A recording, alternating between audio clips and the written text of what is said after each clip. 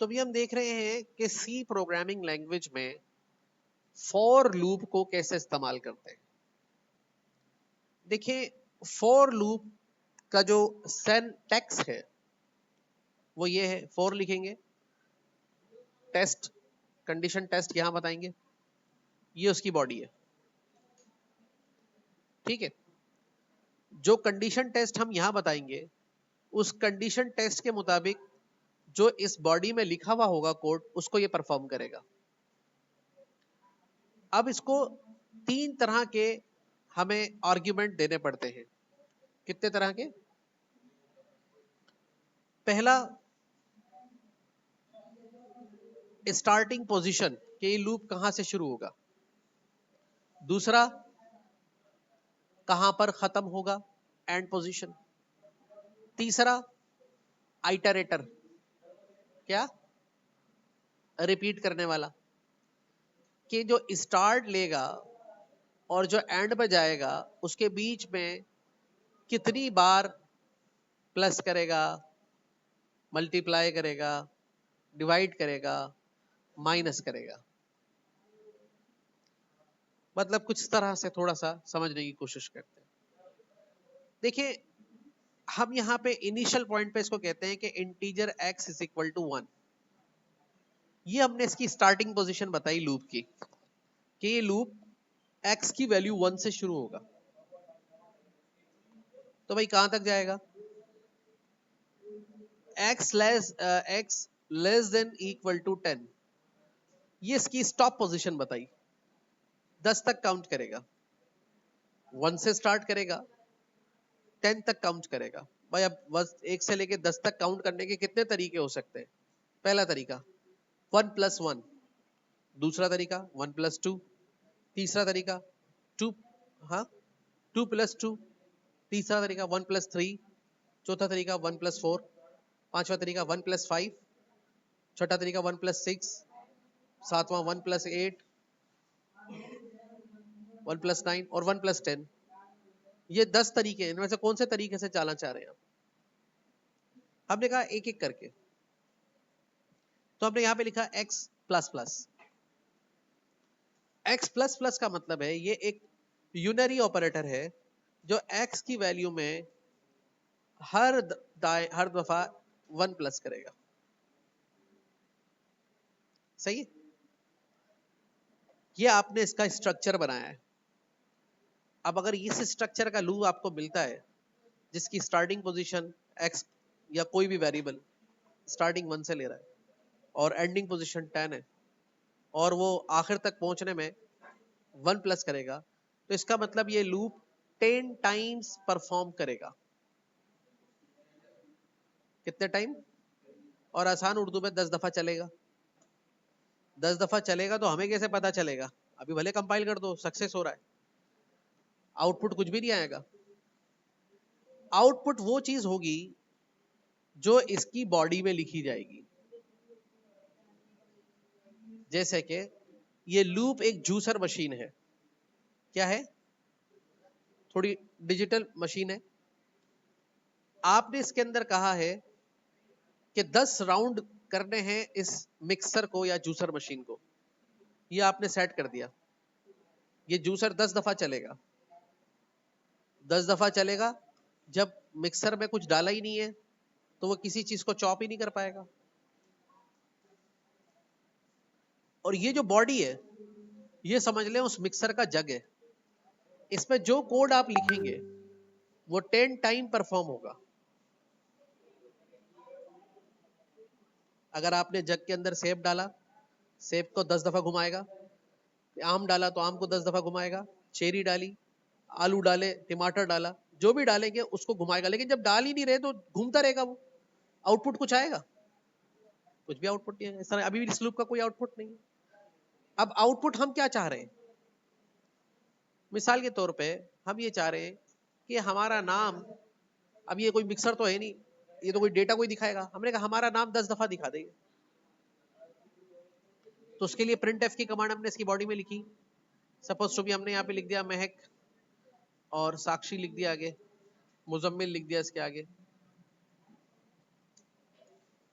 अब हमने समझे कि जूसर के जग में कुछ डाल दिया है, सेब, किन्नू वगैरह जो भी था। अब जब आप रन करेंगे प्रोग्राम को तो देखिए इसने हर एक स्टेटमेंट को 10 बार परफॉर्म किया है। अब चूंकि हमने न्यू लाइन का इस्तेमाल नहीं किया तो हमें ऐसे नजर आ रहा है। न्यू लाइन पे देख लेते हैं जरा।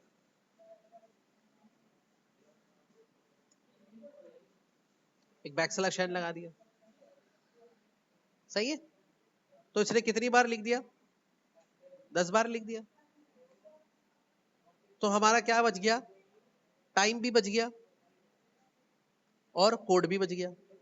वैसे अगर आपको कहा जाता है 10 दफा अपना नाम लिखे तो 10 दफा आप ये लाइन लिखती प्रिंट एफ, और 10 दफा लिखने के बाद उसको कंपाइल कराते तो ये आउटपुट आता। अब कंट्रोल हमारे हाथ में। मिक्सर को समझे, इधर देखें स्क्रीन पे। मिक्सर को आपने 10 दफा घुमाया था, अब 20 दफा घुमाना है। क्या चेंज करेंगे? आसान हो गया ना काम। मतलब आपको जूसर समझ में आ गया। अब ये 20 दफा कर देगा इसको।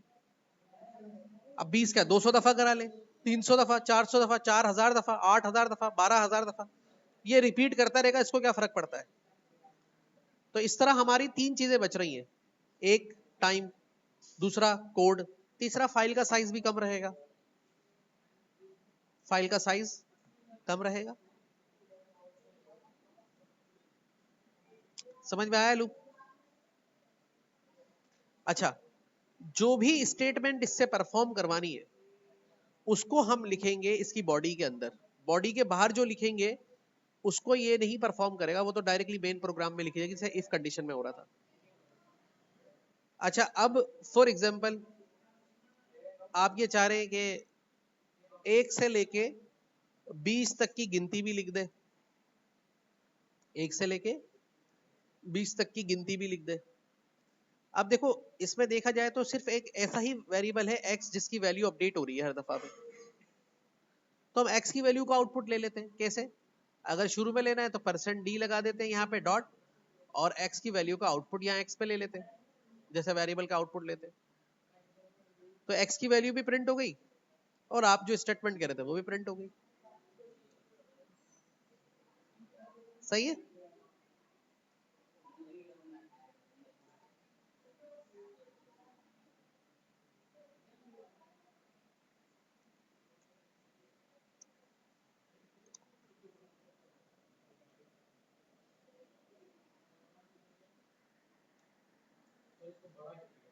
किसको?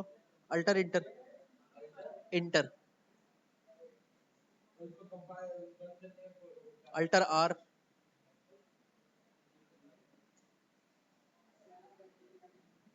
सही है, समझ में आ गई। अब इसमें थोड़ा सा और मॉडिफाई करते हैं। आपको एक टेबल प्रिंट करके दिखाता हूं मैं। टेबल किस चीज का? 2 का, 3 का, 4 का, वॉट जो भी टेबल प्रिंट करना चाहते हैं तो उसको कैसे करेंगे, इससे थोड़ा सा आपको और एक नया आइडिया मिलेगा।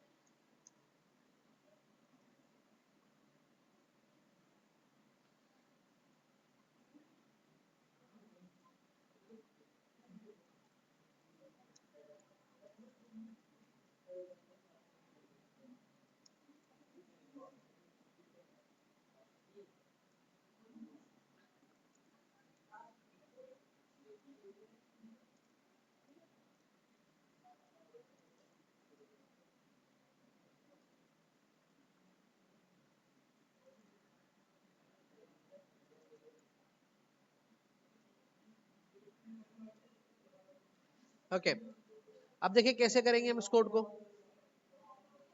यहां पर मैंने क्या किया, गौर से समझना। For start end over, start end over integer x is equal to 1, x less than equal to 10, x plus plus increment operator. Print F लिया, 2 1 द 2। अगर मैं इसको यहाँ पे न्यू लाइन दे देता हूं तो ये ऑल टाइम यही प्रिंट करेगा। सही है। अब कन्वर्ट टू वेरिएबल, ये तो कांस्टेंट है। सबसे पहले यहाँ पे चेंज करने की जरूरत है, यहाँ पे %d लगाएंगे और यहाँ पर हम x की वैल्यू का आउटपुट ले लेंगे। सही है। सेकेंडरी हमें चेंज करने की जरूरत है इस 2 को, लेकिन इस 2 को कैसे चेंज किया जाए? इस 2 के लिए हम एक और वेरिएबल डिक्लेयर कर लेते हैं यहाँ पे, integer b is equal to 2। अब क्या कर रहे हैं, इस 2 को रिप्लेस कर रहे हैं %d, ठीक है, और यहां पे जाके लिख रहे हैं, पहले वहां वाला है b x, ये वाला %d पॉइंट करेगा b को, ये वाला %d पॉइंट करेगा x को। आउटपुट सही है। अब यहां जाके हम लिख रहे हैं इसी बॉडी के अंदर प्रिंट एफ के नीचे b प्लस प्लस। अब क्या होगा, 2 3 4 5 6 7 होगी। अगर b में 2 प्लस करने हैं तो क्या करेंगे, प्लस इक्वल टू 2।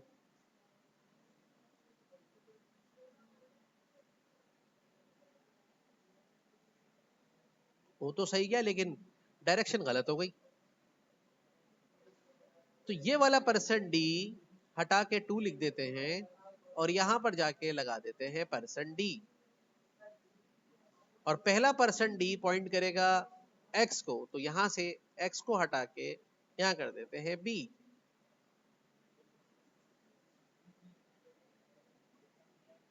सही है। लेकिन यहां पर एक और इशू भी है, 2 का टेबल तो सही बन गया, 3 में क्या होगा, 3 b को 3 कर देंगे, है ना, फिर उधर आएंगे नीचे, फिर यहां भी 3 करना पड़ेगा,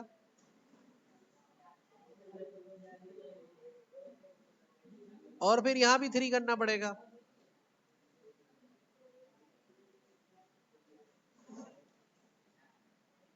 ऐसे ही होगा ना।